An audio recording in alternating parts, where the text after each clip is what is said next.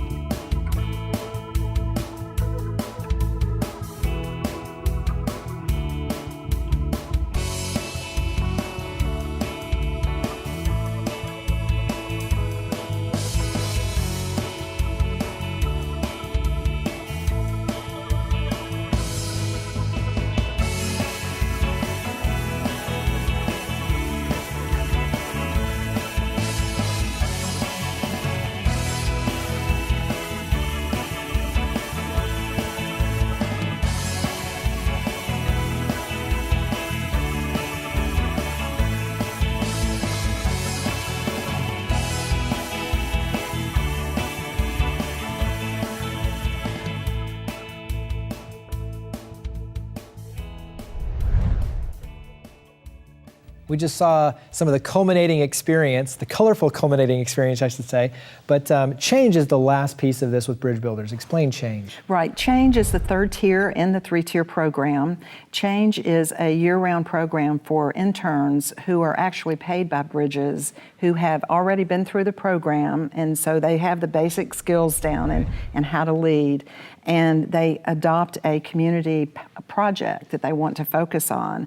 And the cohort that came along last year started the process of recommending to the school board that they institute a school congress so that youth throughout the entire consolidated school system would actually have a voice in policies that affect them. So they have been advocating for that. It was included as a recommendation from the Transition Planning Committee, and now the Board of Education just has to vote on it. And if they do choose to institutionalize it, it'll be a huge systemic change in favor of youth voice. And I think that right there, that shows you the perfect example of it's not just about the education, it's about the diversity, but more importantly, it's also about creating this catalyst for creating change. And how great is it that it's coming straight from the students themselves? Well, and for youth to understand that they don't have to wait to grow up to lead. Absolutely. They can start now at a younger age and really cultivate those skills that they've learned. That's that confidence, that That's courage. right. That's right. So you can't have location without talking about the Bridges Center. It's absolutely gorgeous. It's the first green building in Memphis. I love the fact that the areas are exposed so that kids can learn how buildings are put together. It's got rock climbing walls. It's got challenge courses so companies can actually bring their teams in and do the Team Bridges challenges. So much to it. But what's your favorite part about the Bridges Center? Well, the Bridges Center is such a fantastic, just architectural piece of work. It's really so stunning in its design, but it's also highly functional, as you say. It works so well for all the different kinds of experiential learning and teaching that we do in that building, whether it's the green space outdoors that we saw in the video or the rock wall and the ropes course inside. It just really lends itself so well to stimulating youth brains. Nice. Well, do yourself a favor. Definitely go in and check out the Bridges Center. It's absolutely gorgeous. And also to get engaged with Bridges and Bridge Builders. So the youth are making a difference here in Memphis. Thank you for coming on the show, Cynthia. Thank you, Jeremy.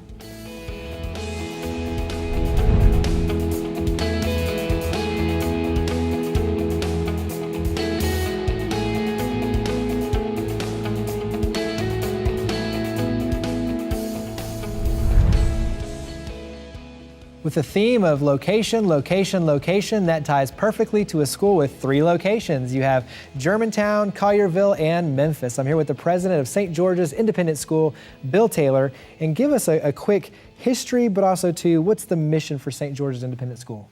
Well, the mission of St. George's is to promote academic excellence in a way that prepares students to contribute meaningfully to the world around them. And the school has grown quite a bit. The school was founded in 1959 as a country day elementary school, but in 1999 began to plan for its expansion. So around that time, the school had about 380 students, maybe 40 teachers, less than 1% students of color at that time. Today, we opened school with the largest enrollment in our history at 1,210 students. Nice. Across 3 campuses. We've nearly 30% students of color, so the school is much more diverse racially, it's much more diverse socioeconomically. And that's one of the things that I enjoy is that you've got the 3 different campuses, and the idea is that they're not just separate campuses kind of in their own silos. They're really working to cross-pollinate ideas, share talent, and when you guys go on field trips, to your point, I mean, you're bringing them all together, and so it's really embracing diversity. Share with us that from a business standpoint, that mission of having 3 campuses. Well, it's very important for us, and we need to be very deliberate to operate as a single school because it could be possible to operate as 3 separate schools, but we're very deliberate, intentional about operating as a single school, and that includes a business model. But it's important for us to be part of the larger community, just as it's important for us to prepare students to contribute to the community around them in a meaningful way. We need to be doing that as a school. So it's important that we're spread throughout the community, that we want to be a player and a participant in the community around us. Nice. And one of the things, too, that makes you very unique is experiential learning. Mm-hmm. So it's very hands-on. It's not a traditional teacher doing the data dump. I mean, right. You guys are very much getting the students involved. What does that mean to you? Really, it's learning by doing. It's getting out, rolling up your sleeves, learning how to solve real-world problems. That's a graduation requirement for us, as a matter of fact. Every senior has to work collaboratively in a team to solve a real global problem, and they have to present their solution to a jury that assesses them on how effectively they've communicated. And the other thing that I really enjoy is that you have a manual out basically preparing the families and the students for college success. So it's not just, hey, we're going to get you through the graduation for the 12th grade. It's very much, we're going to get you off and prepare you for success in college and through your college career. What does that mean? Well, our graduation requirements are based on the admissions requirements of the most selective colleges and universities in the country. But it's not just about preparing students to be accepted to college. We want them to thrive in college. A recent study, for example, said that 50% of college graduates are either underemployed or unemployed. Wow. So we want to make sure that we're driving home the importance of 21st century learning skills so the students can not just be accepted to quality colleges, outstanding opportunities for higher learning, but they're going to thrive there. So let's go ahead and show viewers exactly what we mean when we say experiential learning.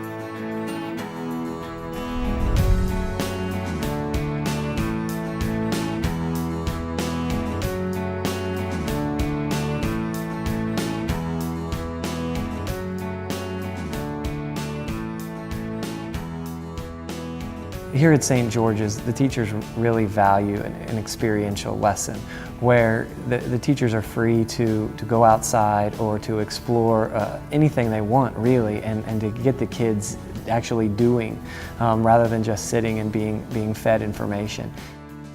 Today we're going outside with the freshman physics class, exploring the motion of a pendulum. When you take a kid outside and put them on a rope swing, it makes the motion of a pendulum so much more real to them. You know, as they step off that ladder, they can feel the acceleration as they're coming down, and then the velocity and how it slows as they head back up the other side. And when you sit in a classroom and watch a pendulum swing back and forth, it doesn't resonate with you near as much as it does as when you're actually on that. And for some of these kids, they'll be up pretty high, and it's an experience that they will definitely remember. And so it makes it more real and memorable. And I remember when I was in school, it's those types of experiences that really stuck with me, and I really feel like I learned something. And so getting kids outside, a little bit out of their comfort zone, to experience something like the motion of a pendulum really makes it real for them.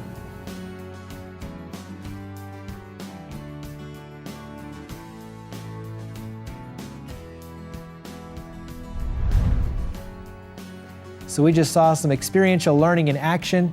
One of the things, when you look at the legacy of Memphis, is the rich history and entrepreneurialism, and you're focused on that as well. So explain this concept of entrepreneurialism that you're fusing in with these students at an early age.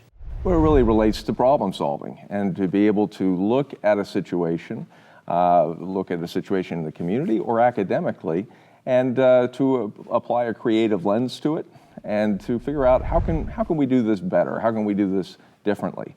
But it also involves the ability to teach kids the importance of taking healthy risks, and that when you risk something and you fail, that's not a bad thing. You can learn from that, and that informs the learning process. And always fall forward, right? Absolutely, and that's, we want our kids to develop that sense of grit, that sense of perseverance. The other thing that I really appreciate is the aspect of community service, and you guys have a number of amazing relationships. Bridge Builders is the first one to say St. George's Independent School stepped up and was massively supportive, but you have these great relationships throughout the city, which are great obviously for the school, but also too for the students. And one of them that I personally like is the Million Minutes Initiative. Explain what that means. Well, as a school community, we're committed this year to contributing 1 million minutes of service to our surrounding community. So students, parents, faculty, all doing that together. And already I've seen 20,000 meals put together. The other thing with the students is, and this just shows the leadership, but they're raising their own money, $5,000 to grant a child's wish with Make-A-Wish Mid-South. Those are things that it shows the nature of not only the leadership and the diversity and everything that you're doing on the education side, but the real ownership in the community. Talk about, it's really unique though, you don't have community service requirements though, right? No, and I'm often asked why we don't do that. But and my response to that question is that once you require community service, it ceases to be service. So we want this idea of giving back to really be emanating from a sense of commitment to community and commitment to one another for the common good. Well, absolutely love the model, love what you guys are doing, and thank you for coming on the show, Bill. Thank you. It's my pleasure.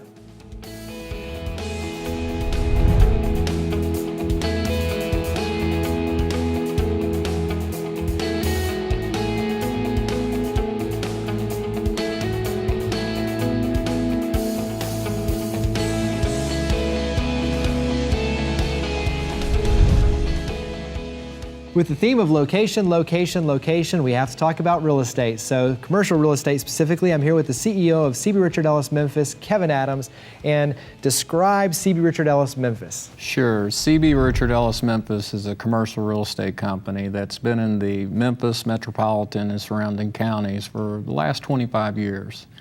We are in the business of property management, leasing, tenant representation, financing, construction, you name it, and when it comes to commercial. We manage and lease over 34 million square feet of space in the metropolitan area. And we have truly a holistic approach to what we do of representing owners, investors, and tenants, getting the most value out of the asset, or if it's the lease for the tenant. And that's one of the things is, you're looking for all the way around, taking care of everybody's best interests. Yes. One of the things I love is that you're very positive when you talk about the outlook and where we're headed, but also too, how much has changed over the last 4 years and especially over the last 12 months. Give us a snapshot of where we stand with this Mid-South market here. Sure. It's improved drastically from even a year ago. Investors are coming back. When I say investors, I'm talking about institutional investors and so forth, are coming back to Memphis, mostly right now looking at the industrial. Gotcha. More than anything.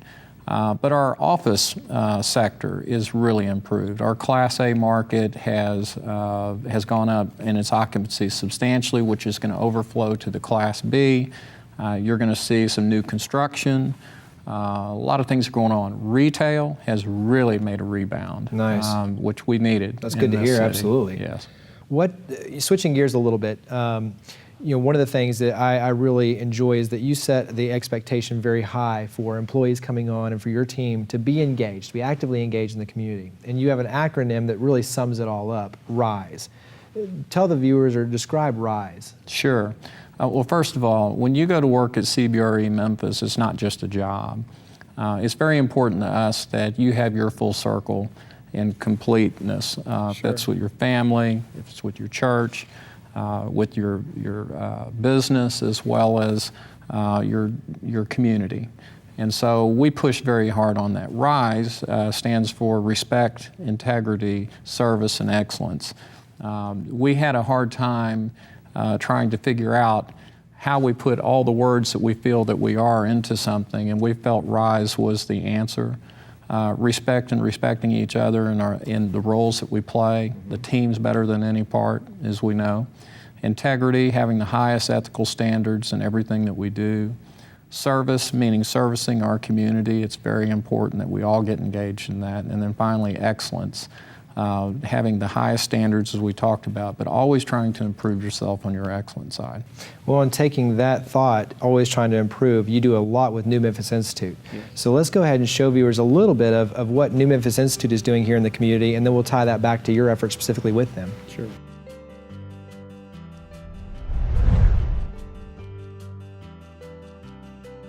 At the New Memphis Institute, we really believe that now more than ever, Memphis needs talent.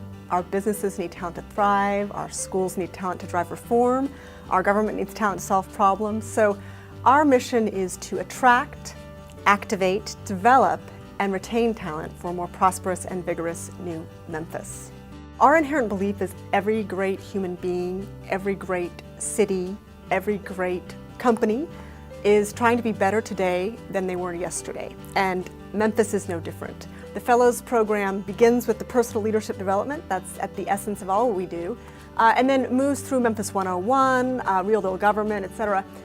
The heart of the Fellows Program is what's called the Community Action Project. So the Fellows actually work in teams and sort of embed themselves in a host nonprofit to help that organization deliver better on their mission. Our work is grounded in that desire to grow, to improve, to seek progress. And so that work extends all the way from the program for the very senior executives, through the Fellows Program, which is for those kind of in their mid-30s, down to the summer experience, which targets young people who are in college and grad school and encourages them to launch their careers here.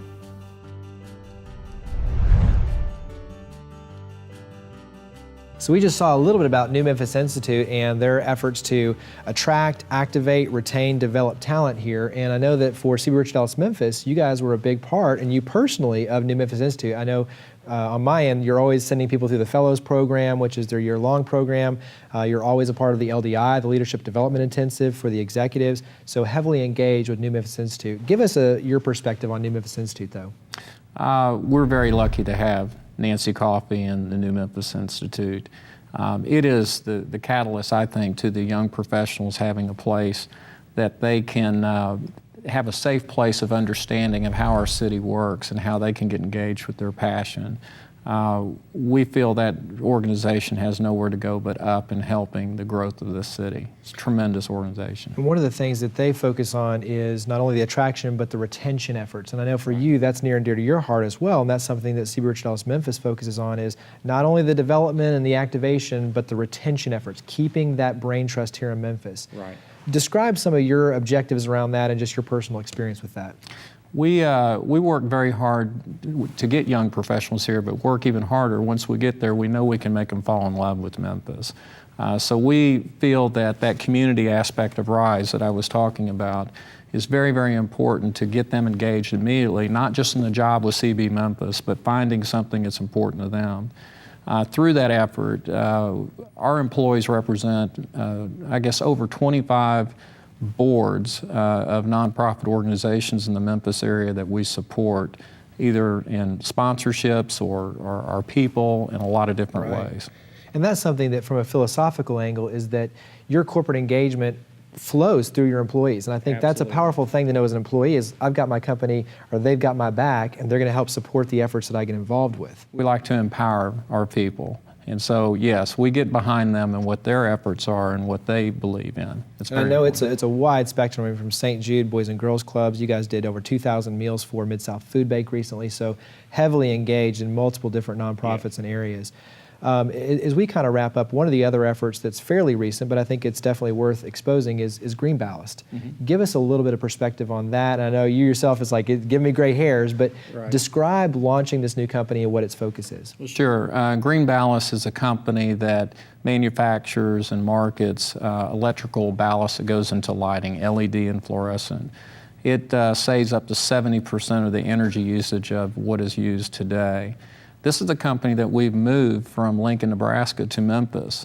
And so it's an example of trying to embed it into the Memphis community as well. Now, it is at a very preemptive stage, so it does not have the opportunities yet to get involved in the community, but we very much hope it will. Let's say, knowing you, it definitely will in short order. So thank you for everything you guys are doing, not only with the real estate market and Green Ballast, but also to just being active in the community. So thank you for coming on the show, Kevin. Thank you, Jeremy.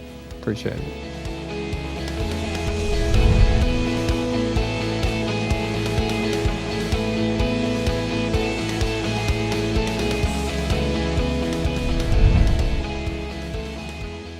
We hear it all the time. Location, location, location. It's a big key to success for most businesses. As we saw today, though, location can also be a foundation for success with our community. Whether it's a private school cross-pollinating talent and ideas to embrace diversity across 3 campuses, a commercial real estate company that uses its resources to invest in our city and focus on leadership development and talent retention, or an organization using a state-of-the-art complex with challenge courses, rock climbing walls, and more to unite and inspire youth to become confident and courageous leaders, location plays an important role in their missions. Like you've seen in previous episodes, what makes the classroom and buildings come to life are the people and the love and support they show for others. What makes a house a home is the same thing that makes these organizations successful: love and compassion. So thank you for watching The Spark. To learn more about each of the guests and interact with your stories of others leading by example, visit thesparktv.org. We look forward to seeing you next month, and we hope that you'll join with us in creating a spark for the Mid-South.